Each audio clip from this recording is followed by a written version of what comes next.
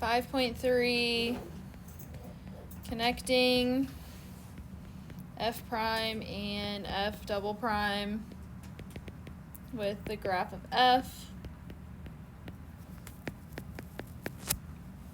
So whenever this section is done, we'll have a quiz on 5.1 to 5.3 because that'll be halfway through the chapter. So just FYI. All right, so we have a theorem. And this is the first derivative test.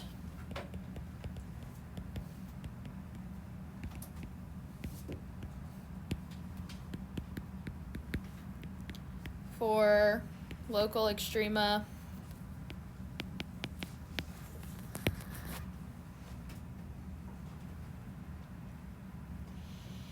So the following test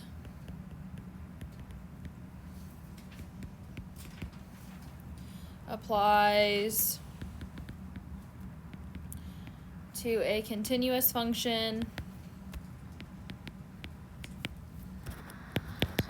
f of x.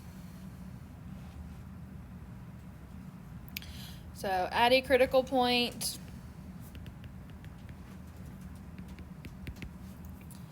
C,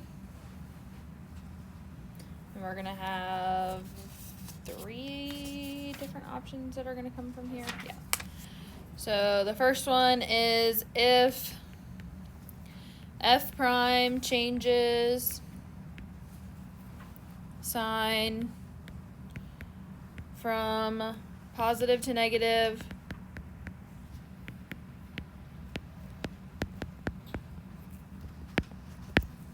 at C, then f prime is greater than 0 for x less than C, and f prime is less than 0 for x greater than C. Then f has a local max value at C. And then I'll just draw 2 pictures of what this could look like.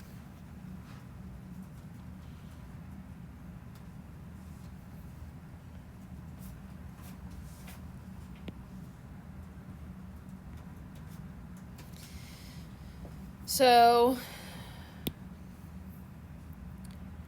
could have something that is like this.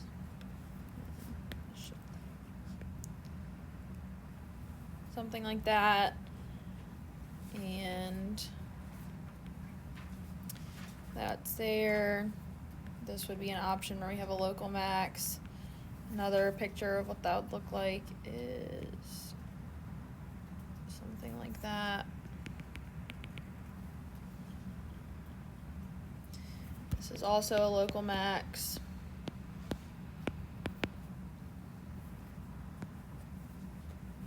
At the point C. And so on the left side, the f prime is greater than 0. On the right side, f prime is less than 0.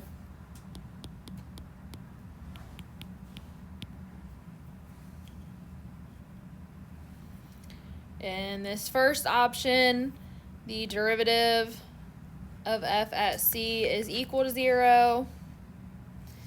The other option, because it comes to like a cusp point, f prime of C is technically undefined.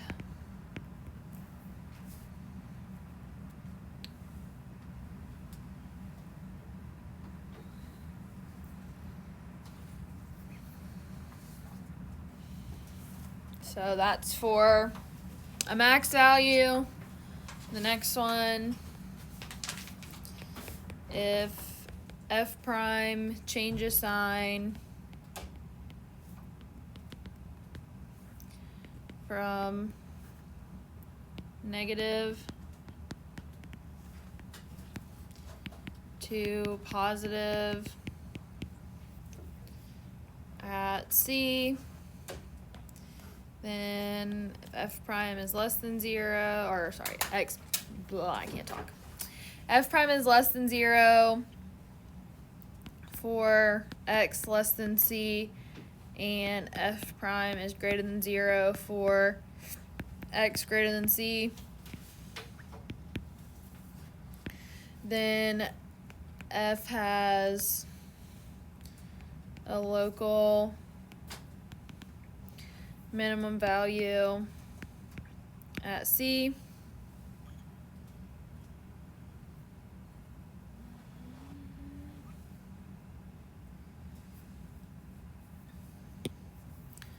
then I'll do 2 pictures of this one again.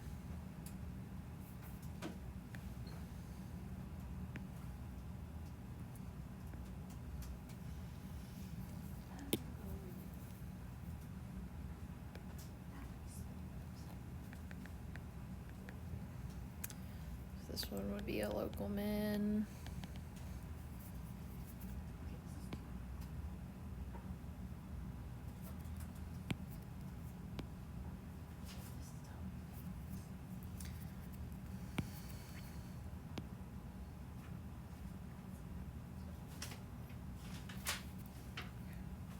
This is another local min.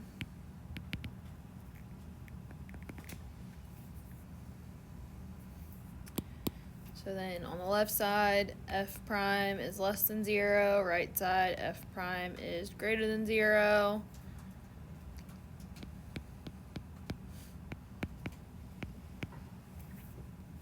So the left option, we have f prime of c is equal to 0. Right side, f prime of c is undefined.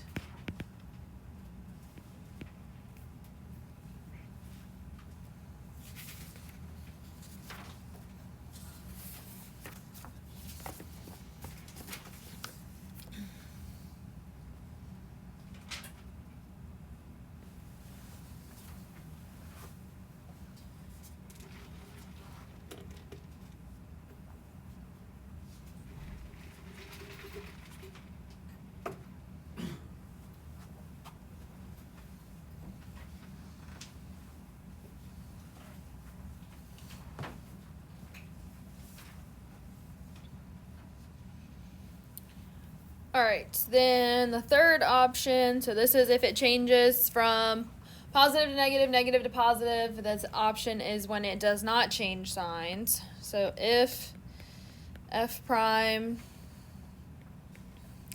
does not change sign at c, then f prime has the same sign on both sides of c,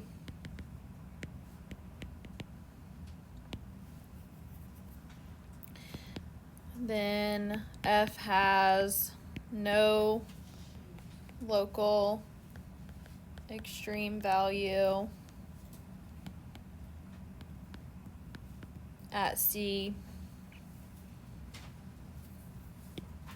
So some pictures of this.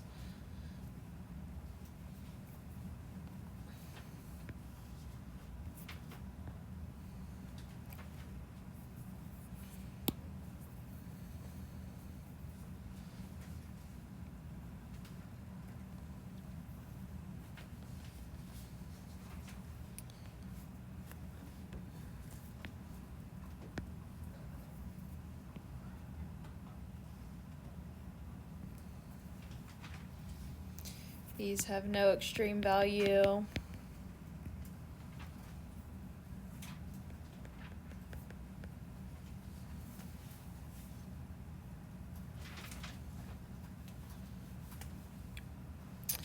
Meaning that, like with this one on the left, f prime is greater than 0 on both sides of the c value. And then on this right picture, f prime is less than 0 on both sides. But still, on the left picture,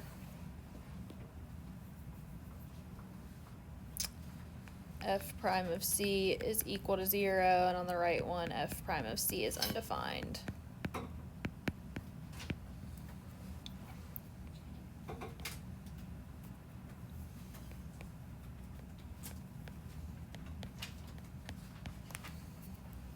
changing colors to be consistent over here.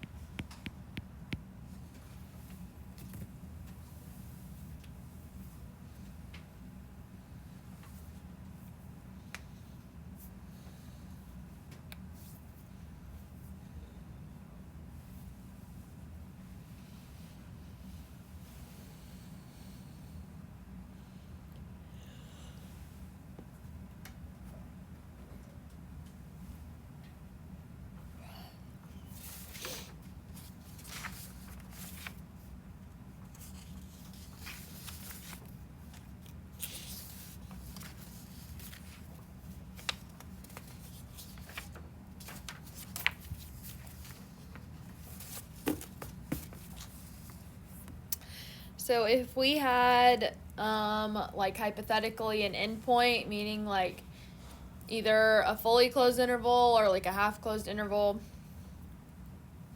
then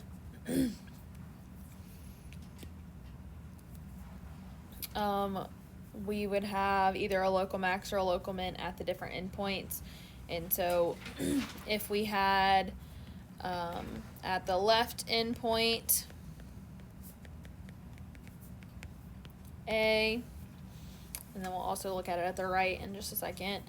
If f prime is less than 0, or we can say f prime is greater than 0 for x greater than a, then f has a local max or min, case stuff in parentheses would give you a min value at a,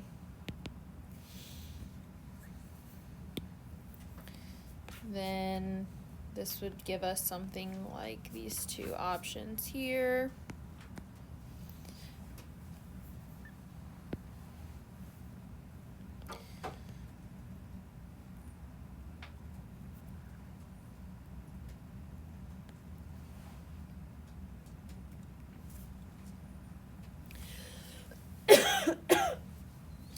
So this option on the left would give us a local max, f prime being less than 0. On the right, this one would give us a local min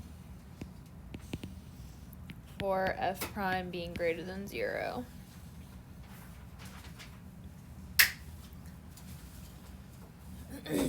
So that's for a left endpoint, and we can look at a similar thing with it being a right endpoint.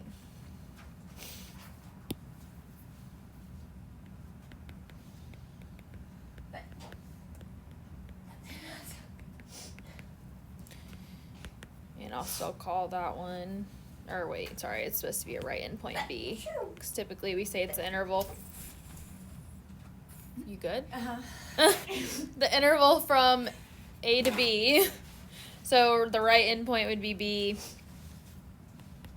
If f prime is less than 0 or f prime is greater than 0 for x less than b, then f has a local min,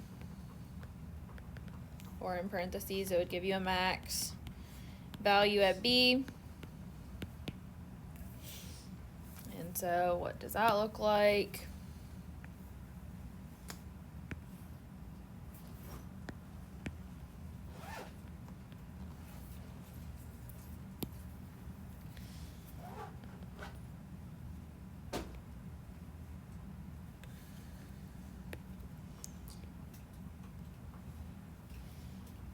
Would give us f prime being less than 0, so that would give us a local min. The other option here, something like that. F prime would be greater than 0, so that would give you a local max.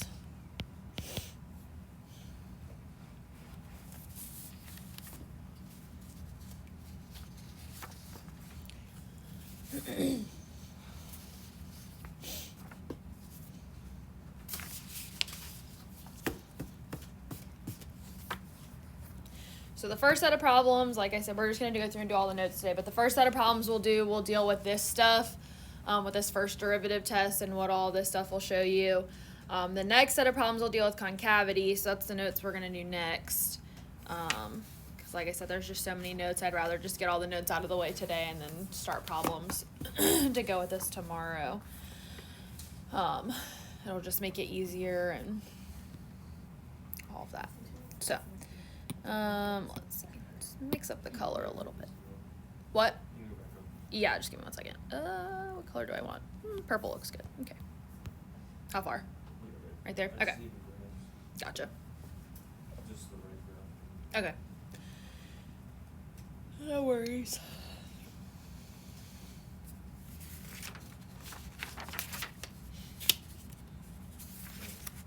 Got it? Okay.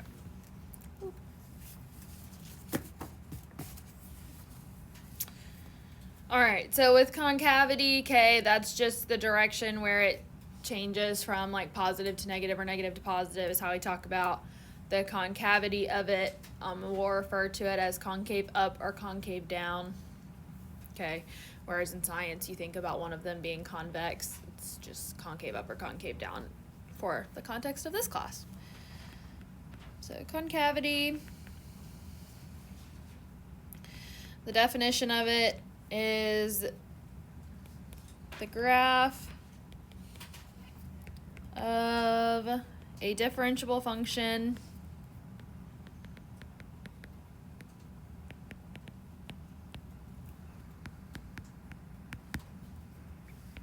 y equals f of x is a concave up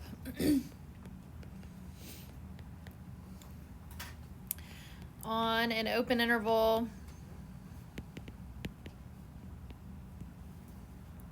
I if y prime is increasing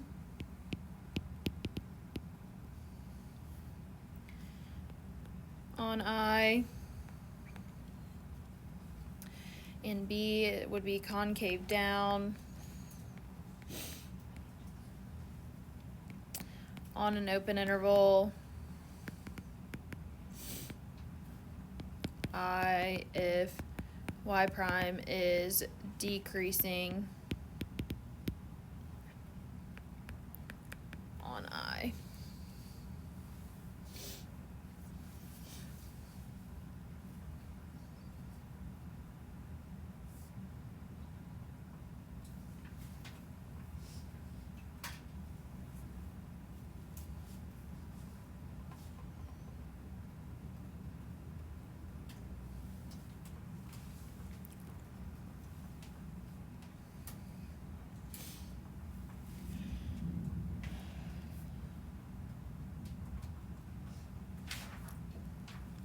So much like the first derivative test, we also have a concavity test.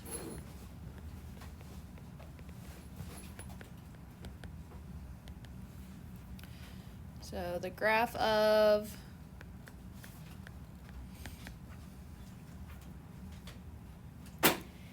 a twice differentiable, so meaning take the second derivative, twice differentiable function y equals f of x is a concave up on any interval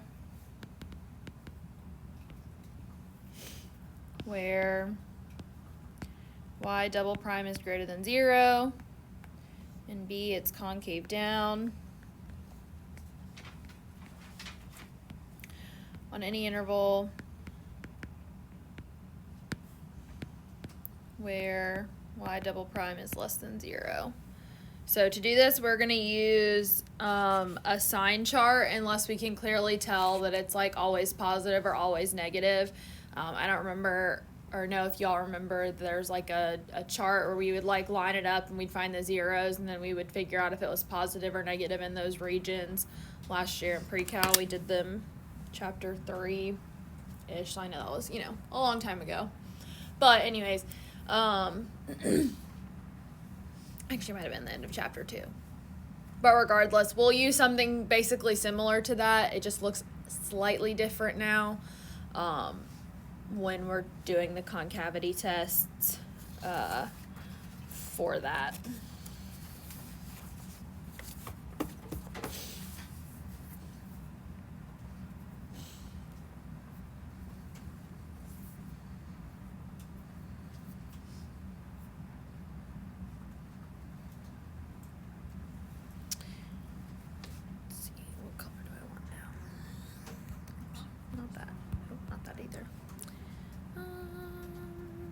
Green.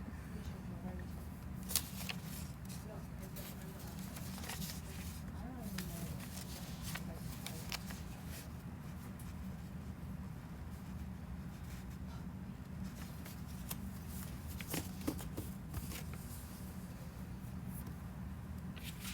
feel like I'm missing a page of notes that I saw here a minute ago, but no, I don't see it, so maybe not.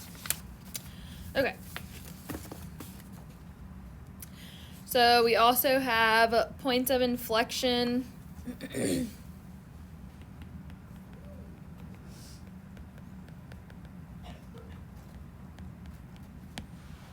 And so those are a point where the graph of the function has a tangent line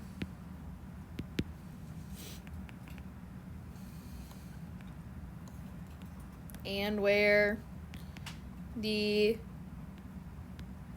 concavity changes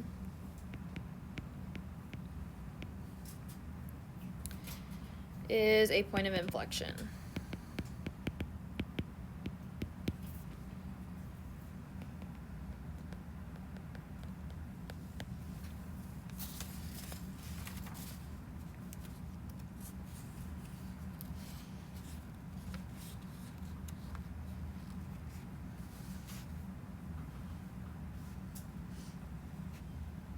So basically, when we're doing problems that deal with that, all we're going to do to find those points of inflection is to take the first derivative, then turn around and take the second derivative, set it equal to 0, find where like the zeros are, and then plug those back into the original to get our xy value of those. So they're probably the easiest thing in this entire section, as long as you can take a derivative.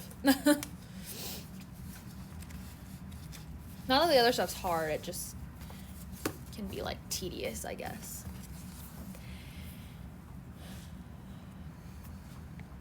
So we had a first derivative test. Surprise, there's also a second derivative test. Color, pink.